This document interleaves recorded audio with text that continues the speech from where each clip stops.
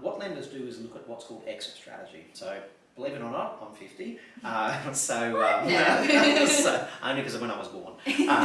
But the lenders look at what's called exit strategy. So for me, I'm a pen pusher. As long as I have mental capacity, theoretically I could work till I'm 70, 75. Hopefully I don't have to do that long. Depends on my wife's spending, really. You're spending, not no.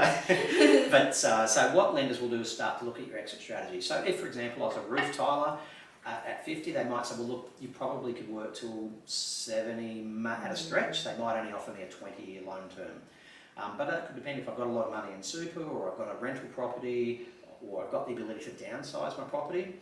They'll look at what's that exit strategy look like, and that's going to depend on each client for their circumstance.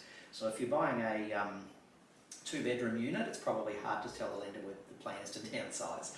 But if you live on an acre of property, for example, or a bigger property because you've got younger kids, but in 10 years' time they're all hopefully out of home, then the lender might be quite comfortable that your intention is to downsize. Some lenders actually go as far to say, actually give us some examples of where you're going to live.